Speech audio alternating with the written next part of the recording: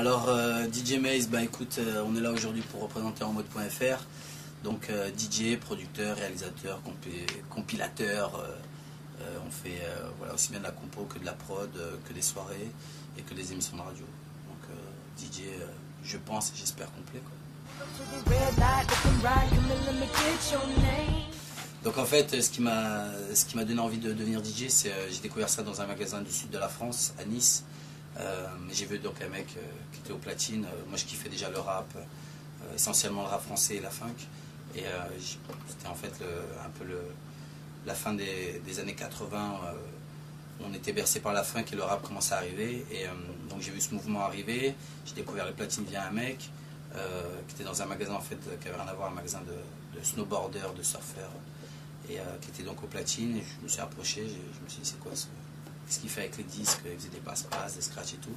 Et de là après, comme j'étais dans le sud et qu'il n'y avait pas du tout de DJ, on va dire hip-hop, donc j'étais ami avec lui et après il m'a un peu fait voir comment fonctionnait une platine, une table de mixage et après écouter des mixtapes qui étaient sur, comme j'ai vu entre Paris et Nice.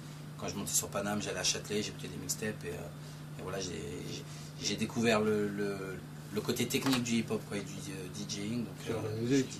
Ouais, voilà. En fait, la musique, le hip-hop, je l'avais déjà dans le sang, la funk, la soul, mais tu vois, mélanger deux disques en même temps. Quand j'allais en soirée, j'entendais des trucs qui se superposaient, qui donnaient en fait des mix, des enchaînements et tout. Je disais, ouais, ça y est, j'ai trouvé, c'est ça que je vais faire. Donc voilà un peu ce qui m'a donné l'envie de mettre au platine, quoi.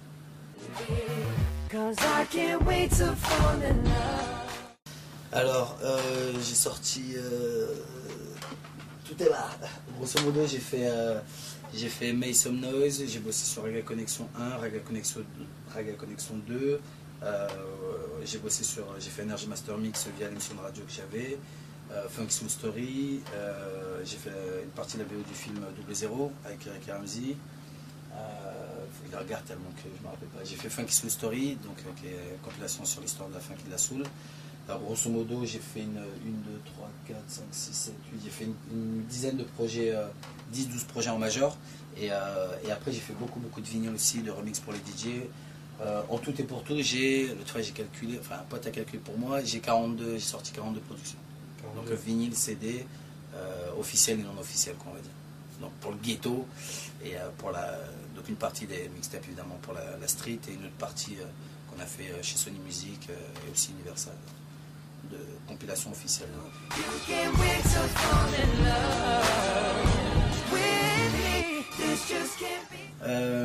Alors encore en rap, en R&B. Alors j'ai mixé aussi bien avec La Fouine qu'avec l'Algérino, qu'avec la Secret Connection.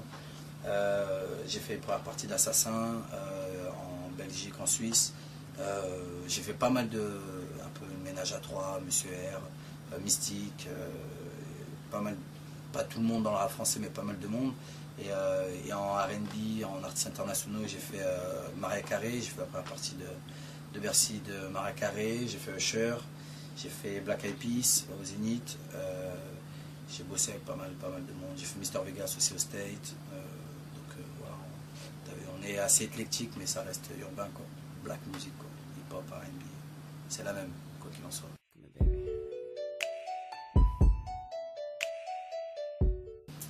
Bah, disons que par rapport à tes débuts, au début tu appliques ce que tu vois à travers de DJ, donc tu reproduis un peu comme tu connais rien, tu essaies de refaire pareil pour apprendre, et puis après évidemment au fur et à mesure des mois et des années et des entraînements, moi il faut savoir que j'ai commencé par les championnats GMC, donc les championnats dits techniques.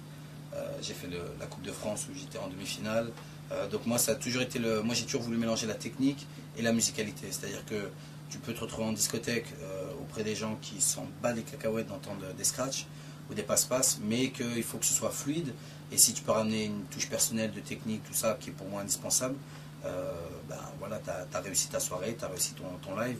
Mais pour moi on va dire que moi j'ai une caractéristique vraiment à moi qui est pour moi quand tu es que ce soit en concert, que ce soit des soirées ghetto, bling bling, VIP, ce que tu veux, il faut que ça pète, quoi. Donc les gens ils viennent pour danser, il est 22, 23, minuit, 2h du mat, ils sont là pour faire la fête, pour kiffer, pour un peu oublier les problèmes, tout ce qui va avec. Donc une seule mission, c'est faire péter le dance floor, rien d'autre quoi.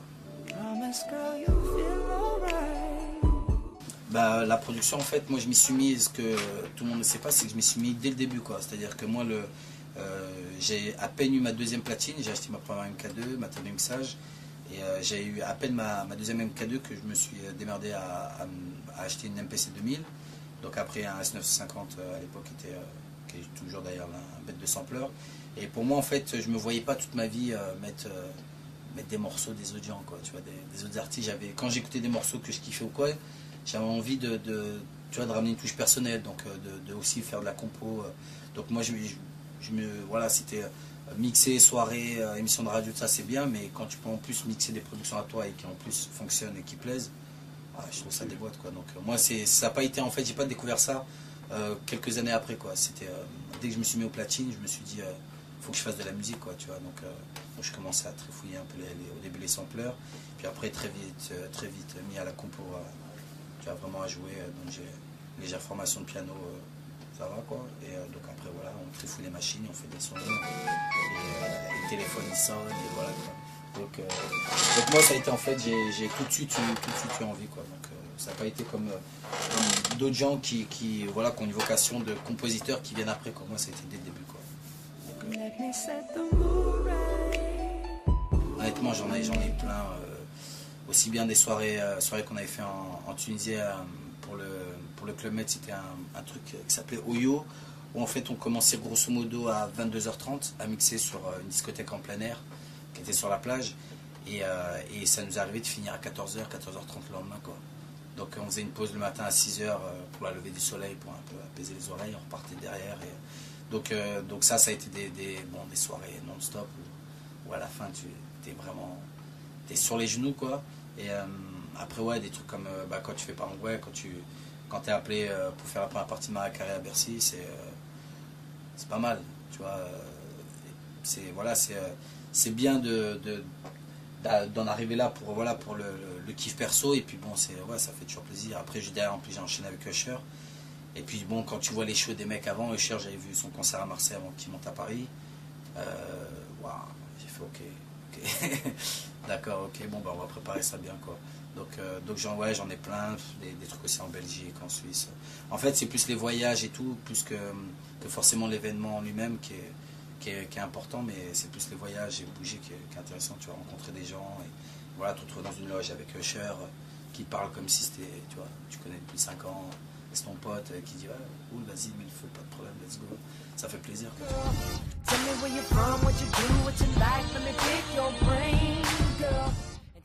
Le pire souvenir, c'était la première fois que je suis monté sur scène devant, en fait, un vrai public de professionnels. Il y avait pas mal de DJ en vogue. Ça, c'est les dossiers que je te sors. En fait, c'était à Lille. J'avais pété un câble, je m'étais mis dans un délire, je m'étais mis en mode, je voulais faire le championnat de France, et donc je me suis retrouvé à Lille. Pour la première fois, je monte sur un podium, et bon, j'étais super jeune, et c'était pour les qualifications du championnat d'IMC, et j'ai été tétanisé, quoi. C'est-à-dire que tellement tétanisé, je te jure, tu me crois ou tu me crois pas, quand j'ai terminé mon show, que j'avais foiré complètement, je me suis rendu compte 1 heure après que j'avais carrément oublié de jouer certains disques, quoi. C'est-à-dire qu'à un moment, je range mon sac et tout, et je dis putain, ça je l'ai pas mis, ça je l'ai pas mis, ça. Donc j'avais carrément fait ce qu'on appelle des routines, des parties de mon show que j'avais carrément zappé, mais que je m'en étais même pas rendu compte au moment où je l'ai fait, quoi. Et voilà, c'était la pression dans le public, il y avait toute la terre, tout le hip-hop qui était là, en fait, qui était juge, tu vois, qui était là pour nous juger. Et je n'ai même pas passé les éliminatoires. Et après, bon, je me suis un peu calmé, je me suis remis bien évidemment en platine directement, et 1 an après, j'ai fait la Coupe de France, et là, bon, j'étais en demi-finale. Et donc voilà, donc ça, c'était vraiment la première fois que je suis monté sur scène, c'était chaud. C'était super chaud. Bon, aujourd'hui, on les régale. Aujourd'hui, il n'y a pas de souci, t'inquiète, pas de problème.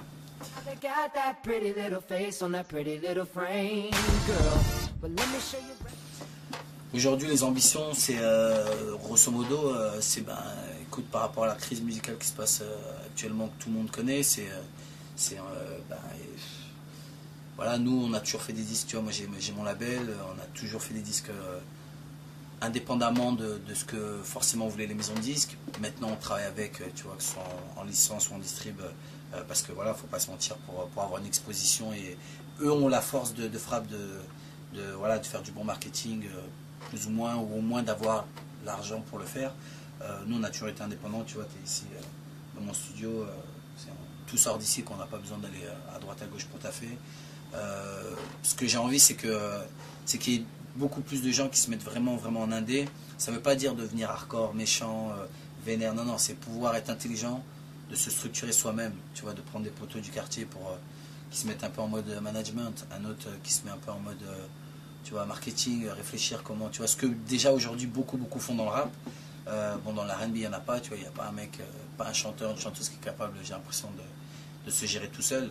Ce que je souhaite vraiment, c'est que voilà, c'est qu'on arrête de focaliser sur la crise du téléchargement du truc. Elle est là, elle existe, personne ne pourra rien faire, ni Sarkozy, ni Ségolène Royal, ni qui tu veux. Même si au moment où on parle, Sarkozy est passé président, et ça voilà, c'est très tendu, mais bon bref. Et voilà, c'est que moi, mes ambitions perso, c'est voilà, continuer à se faire plaisir, à faire sonner le téléphone. Papa, le caméraman, le téléphone il sonne. Non, donc ouais, moi ce que j'ai envie, ouais, c'est continuer voilà, à faire ce que j'aime, et continuer à garder ma structure indépendante qui est très bien comme elle est, on arrive à gérer assez bien nos projets, et puis voilà, on sort nos trucs, le truc fonctionne. C'est bien des disques d'or, de platine, de ce que tu veux, qui peut arriver aussi des disques en bois aussi, hein, c'est bon. Touche du bois, Inch'Allah, ça ne nous arrive pas, mais bon, ouais, c'est voilà, continuer à maintenir le cap, quoi, tout simplement. Let me take it out, bet you we can have some fun, girl. 'Cause we could do it fast, slow, whichever.